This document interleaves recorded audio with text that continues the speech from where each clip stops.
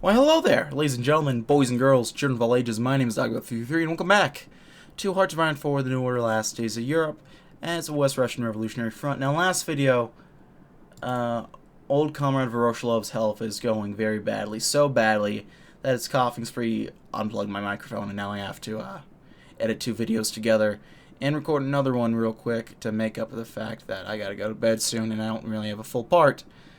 So, I have to kind of quickly recorded parts so I can get those out, and then we'll hopefully go back to somewhat normal time frame for these videos, and if not, we'll figure it out. So yeah, we're about to have a conversation with Yakulev. Actually, there we go. To good health, toasted Alexander Yakulev, a shot glass upraised. Glass clinked against glass. And to you, said Marshal Georgy Zhukov, before quaffing his shot and almost toppling over in his seat. Eyes flashing skies, perhaps. Zhukov turned to Yakulev with a grin. You've fine taste in vodka, Comrade Yakulev. It burns just the right way. Is this really the same swill the Red Army provides? Not at all, Comrade Marshal. It's from a brewer just outside of Utka. A fine man making his ends meet with a wife and 3 children. I feel myself obliged to recompense his work, hence the bottle we're inviting. With brew this strong, he can teach our own a thing or 10. I'll have some of my men fetch several barrels tomorrow afternoon. The office fell silent as Yakulev's cheer faded. That is... I'm afraid this bottle is all he can make for now, Comrade Marshal. The war has been harsh on his grain and potatoes. Is that so? Both men's lapsed into thought. Utka's outskirts were impregnable from bayonet raids. The Marshal himself saw to that. Any incursion from larger warlords would have been stymied long before they reached the sector's capital. Perhaps he had an inkling of the true causes of his brewer's plight. Then again, perhaps not, for the war effort's sake. Well, some other time then. For some reason, Yakulev shook a little bit less from where he sat. I'm sure he will appreciate your patronage. Someday. Don't start singing Kanye. Don't start singing Kanye. You have to remind myself, because I've done that a couple times. I actually did this when I recorded the last part, which, friendly reminder, I did record this already. I just didn't want to save the recording. No, it didn't even say. I didn't hit the record button. I didn't even record this. I went through this, and I read a couple of these events out to nowhere. No one, basically. I think I got down to these two, and I think this a little bit as well. These and these. I finished up. Or I was about to finish this one. Finished these two. I think this one too. And then I got to that one. And then, wouldn't you know it? Oh, shit. I wasn't recording. So yeah, that kind of hampered my enthusiasm and my ability to get the parts out on time, which again I apologize for. But I'm just repeating myself. This is crying over spilt milk. And at the end of the day, we're doing okay, all things considered. We're building some factories in Arkhangelsk. They'll probably be done someday. Maybe. Let's see. Oh no, they're not going to be complete ever. So let's not worry about those then. Let's just expand some oil refineries then.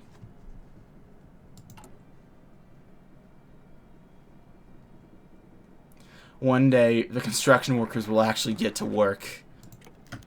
Because in theory, the Red Army is free to have their fill of a poor farmer's crops before his own babe's mouth. In practice, Zhukov district hasn't been sent such a countryside excursion in months. Their time was better spent manning the border than acting as a protection racket in uniform.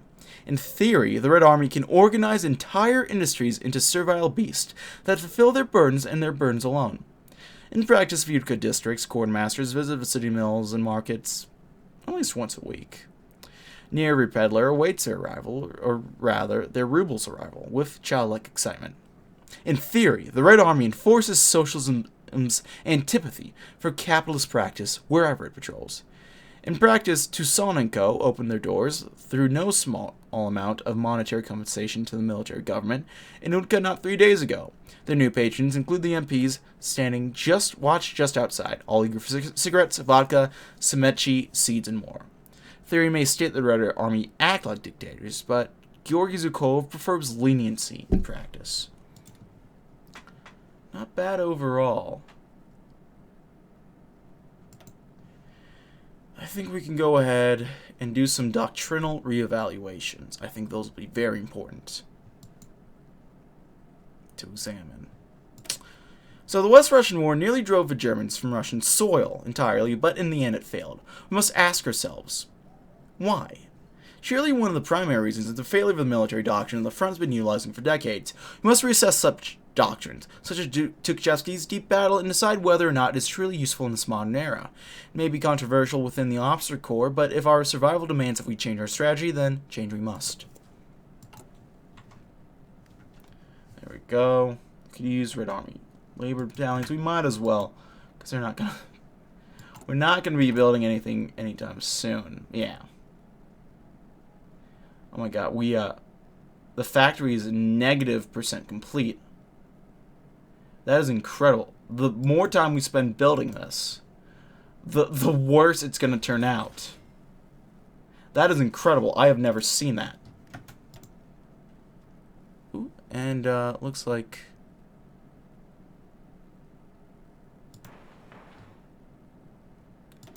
Yeah, I think it's just a better idea not to fucking build anything. Because if we do...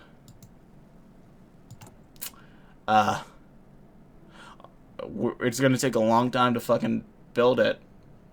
Once we actually are able to build it, it's going to take way fucking longer. I did not realize that was happening, but I realize that now. And so it's pointless to start building anything.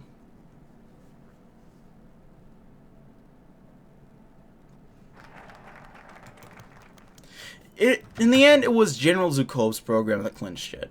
Marshal Voroshilov and his advisors recognized Zhukov's argumentation that the Red Army can no longer afford to fight as if its industrial capacity rivaled that of the Germans. 2 decades of conflict and bombing have considerably hindered the replenishment of the front's tank fleet, among other things. The 50th Red Army managed to overrun the Germans' lax frontier troops and crush its outnumbered tank divisions, but when the tide had begun to turn, the fascists had started trading vehicle for vehicle. The front's ability to continue mechanized warfare had withered away. Zhukov's suggestion to withhold tanks from the front line until a decisive victory can be earned has been decried as cowardice by Tukhachevsky, among many others. But Zhukov has again and again calmly defended his ideas in a series of letters to Arkhangelsk. By letting the enemy exhaust himself in fruitless assault on line after line of minefields and defense positions, his local advantage in material can be rendered irrelevant. It matters little how many armored fighting vehicles each side begins with. What matters the most, according to Zhukov, is what side is left holding the strategic breakthrough capacity once the dust settles. We'll marshal our forces for one decisive offensive. Not a bad idea at all. Let's get working on the mistakes of the past.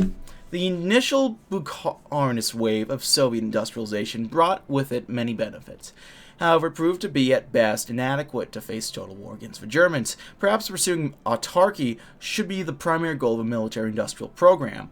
We must reassess the industrial policies of the past to see what works and what does not. Actually, since we're giving this a shot, I want to get a feel of how you guys are feeling about some these quicker episodes. So you guys can tell me what you guys are thinking on these. I'll probably do a longer video for Friday. I'm hoping I will be able to at least, and then kind of play it by ear. Because I mean, these quicker ones are a little more convenient for me, just because I've scheduled myself so I don't have time to do massive parts. See, these guys are fighting at it again. We'll see what ends up happening. Usually, no one wins this in the recent patches. What was I gonna say? If these shorter videos actually work well, I might do more of them. But if not, then, yeah, what's the point?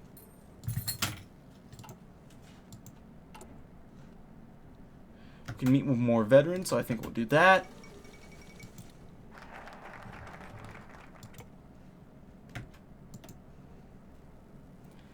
I think let's go ahead and learn from America.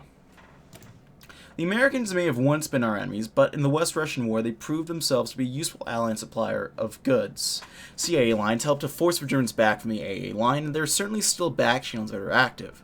While America has not always been a friend of the Soviet Union and its ideals, that doesn't mean that we can't gain from their assistance in the future. Certainly an interesting idea. So I should probably say, I'm not sure which warlord after which successor I'm going to appoint after Zhukov. I don't think I'm going to do the Ofsosh guy. But I'm torn between, what was it, Zhukov? I'll pull up his name right now. Rizkov. I'm torn between Rizkov and Yakulev for who to pick.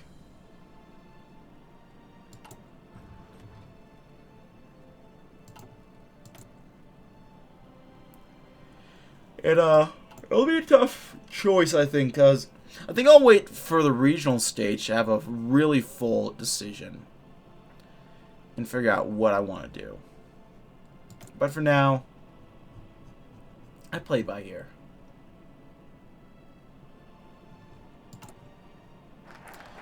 Learning from America. Fuck your mother, Amerikansky.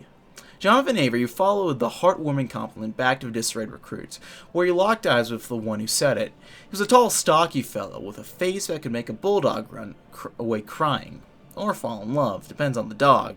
His fatigues were 2 sizes too small for his build. For that, Jonathan was grateful. It was pretty hard to intimidate someone when your camouflage trousers fit like pantyhose. He humored the Ivan bulldog hybrid by moseying up to 3 steps from him. The other recruits had begun to gather around, forming a ring of bodies for walls. Do you care to repeat that, recruit? Karabinov. Muscles bulged as Karabinov seethed, bat airing his canines like the rabbit mutt he was. I said, fuck your mother, Amerikansky. In retrospect, the whole debacle unfolded in 3 short stages. First, the clumsy haymaker from the man-dog. Barely any weight from his shoulder and hips, likely to break his own knuckle and wrist before someone else's. Second, Jonathan sidestepped, followed by the grapple on the ostrich limb. Third and last, the leg sweep that brought both of them down to the snowy ground. A chokehold, and 7 seconds later, the brutes fell silent. And unmoving, but Jonathan rolled him over like a log and cuffed his hands just to make sure. The MPs will see to him soon enough. But for now, the stranded CIA agent dusted snow off his coat and stood up, facing fully his new class for the next 3 months. Well, that's one way to start boot camp. Lesson 1. Learn the basics of close quarters combat. Little army experience, which is very nice. We'll go ahead and go... Let's go into the future, actually. Get some more support and some stability eventually, and then the United Front. And then we'll get working on the agriculture thing. Let's go into the future. Once Zhukov has assumed command as Grand Marshal of the Front, our intentions will be clear. The old theories and strategies of the past, which led us to fleeting triumph and bloody ruin, will be done away with, as will the old theories and strategies which decided upon them. Instead, the Front will now embrace new dynamic and practical tactics, marching into the future and towards the liberation of Russia. There we go, a little bit boost to Libsoch, as well as even some Sociedom support.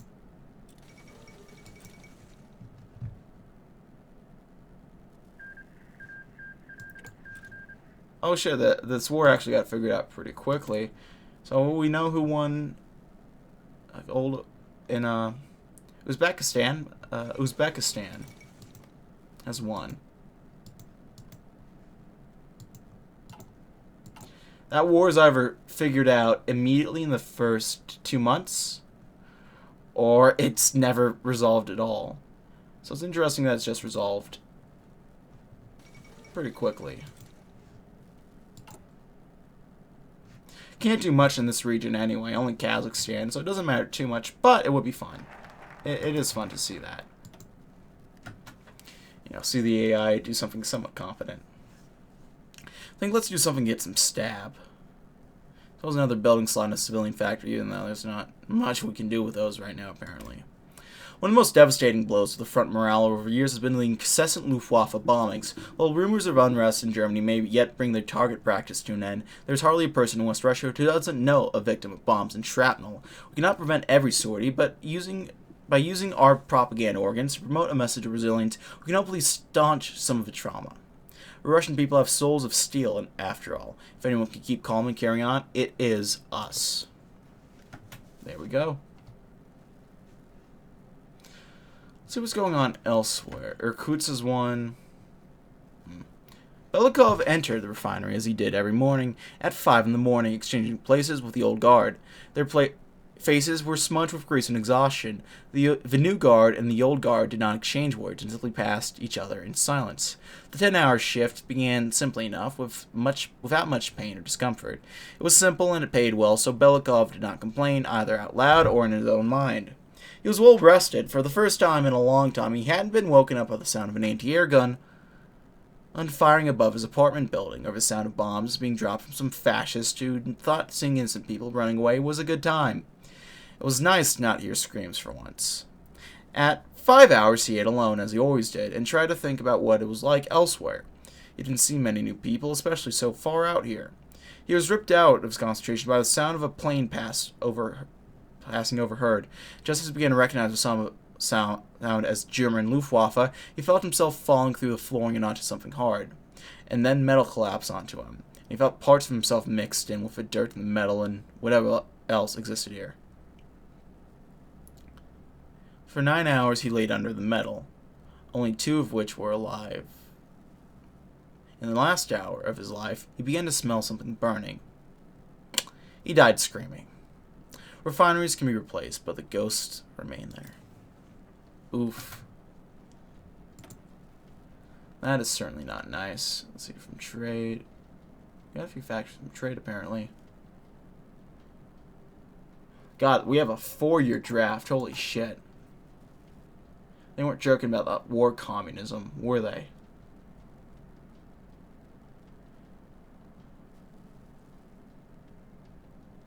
Luftwaffe terror bombings certainly aren't helping. We just gotta wait for October for those to end. But yeah, that has its pros and its cons at the same time. Get anti-tank equipment, but we don't really need anti-tank equipment. Let's meet with veterans, though. That'll be nice. We could declare why we fight, but I think let's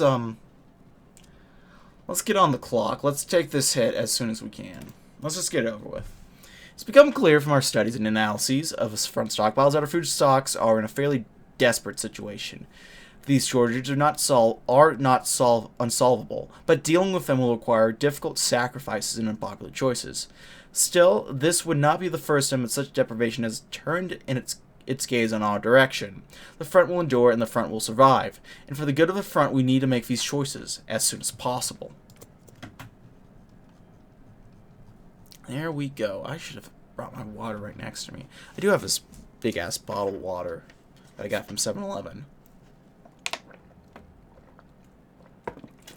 Yeah, good enough. It's not cold, it's kind of lukewarm. But water's water. I should not be complaining. I will anyway, but I shouldn't be. We could try a raid against these guys. That might be fun. Let's give it a shot. Let's try to raid Onega.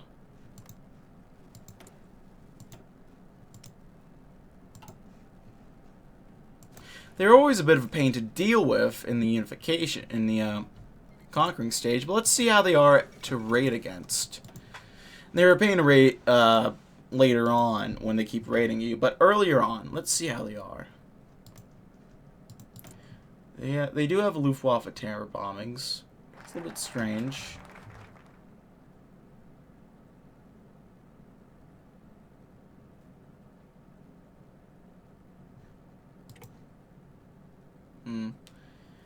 Onega might actually be an interesting game someday.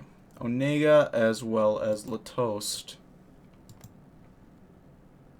I might put these two up to a vote one of these days and just see what would be more interesting for you guys to see. I don't know. Anyway, it doesn't matter quite yet. Let's get some distribution networks going first. Northern Russia, where the front currently resides, is a vast land. Due to its relative unimportance and lack of any dense population centers, it's not a priority of the old administration build infrastructure on it. Whatever railways and public use roads that existed in the period were torn apart by the German bombers during their bombing campaigns. With shipments of food coming in, many among the officer corps worried about it arriving spoiled and unusable. The supply of food is secure. Now something else must be done. To ensure the speedy arrival of it, we will dispatch our soldiers to rebuild the roads and railways, as well as protecting the distribution network from bandits. In doing this, we will ensure that no man that fights under the banner of socialism shall ever go starving again. For socialists look after their own. Now they do, at least. And that makes it... What again, Comrade Secretary? 9,000... That's a dumb fucking idea. 3,925 tons of canned beans. Chimed a child sat next to Nikolai. On his left hand was a pencil twice his finger's width. On his right, office paper scribbled with graphite lines. Smilingly, the quartermaster continued. Then, suppose we consider how many tons we began the month with, say, 30 days ago. The report mentioned 4,370. How many tons does glorious Red Army eat every day? This time the pencil stretched paper a moment longer than last. The child's brow furrowed as his lips hummed and pursed. Wide-eyed eyes went to fix Nikolai with a question.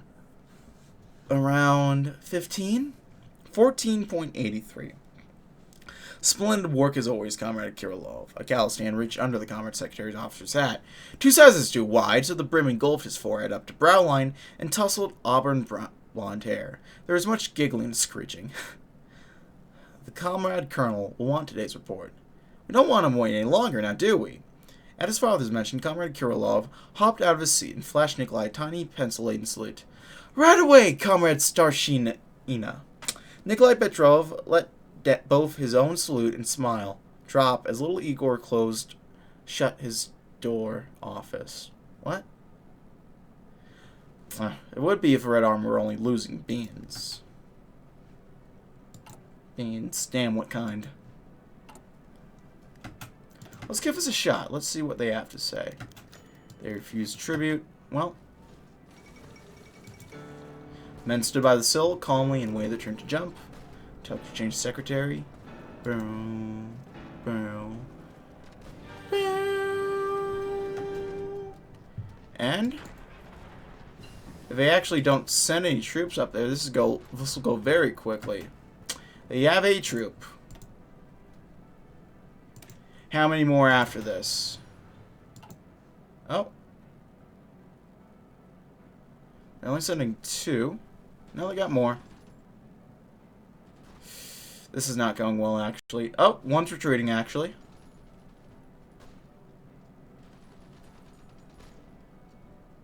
We got one guy just chilling there. Who the fuck is messaging me on Discord? That doesn't matter. Oh, that was not your Discord, it was mine, unless someone else also just sent you a Discord message. Which you probably just checked anyway, but... shoot, let's go ahead and get some necessary sacrifices figured out. The Army of the Front is a primary force that keeps us safe and afloat. As such, it must take priority when considering the allocation of food and supplies. Our logistics officers will prioritize food shipments to the Army, and anti-aircraft guns will be tasked with defending food stockpiles around our territories. Until we can achieve reliable food supplies for all our people, it is vital that our soldiers not starve in the streets. There we go. Are we gonna win? Hello? It's taking that sweet-ass time. So quick. I'll give us 3 more minutes. I don't want this part to be too slow. Yeah, we're starting to win now. Excuse me. The raid fails. Now they're raiding us. What?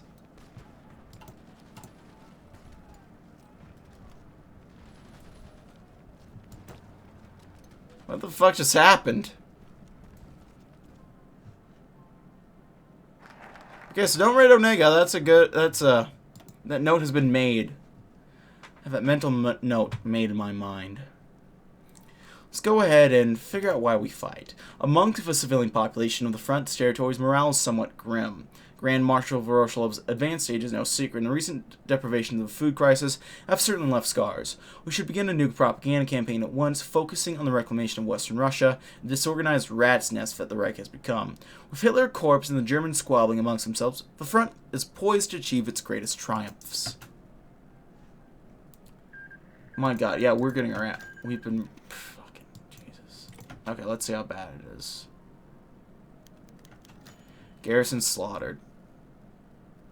Bury the dead and form the families. Oh shit. That was fucking horrible. Don't raid Onega. That's a good note to make. This is Central Siberian Republic versus Krasnoyarsk. That's a good start for them. Got Tukhachevsky's buddy Shostakovich in charge, which is interesting. Novosibirsk is making some pushes as well. Who the fuck knows what WRRF is doing? Magadan versus Amur. There we go. And then from there, we have Pragmatic Diplomacy. As a wise German once said, first comes a full stomach, then comes ethics. The land that we currently control does not produce enough food to feed all our people, let alone fuel the struggle against the Nazis. As such, it's imperative that we look to alternate sources. While the many other warlords and statelets of broken Russia might not be supportive of our ideological output, they'll certainly be willing to trade for food. Let's put aside amorphous ideals for the moment and make sure our people have enough food to live on. It's a very fair idea. What's going on in Komi? They're going into the unknown. When I checked last, they sided with the center, which is going to be rough because they don't have much of a center coalition at this point. Looks like it might work out in favor of the right, which would complicate peaceful efforts to unify. And that timer complicates this video for going longer. I got good here, folks. Thank you for watching, however. If you like this video, leave a like. If not, feel free to dislike. If you want to see more of this content in the future, hit the sub button for more uploads every weekday as well as occasionally Saturdays. If you have any comments, feedback, concern, anything sort, leave in the comment section below. I read all the comments I get. Appreciate any feedback you might have for me. I don't know why I'm stuttering. It's probably because it's after midnight. I should be going to bed. If you want to send me back to my Patreon, if you want to chat or play games, I have a Discord. If you want to see me do so live, I have a Twitch. I'll put you down in the description box below. That's really it for now, boys. Thank you so much for watching. My name has been WRRF, and I'll see you guys next time. Goodbye.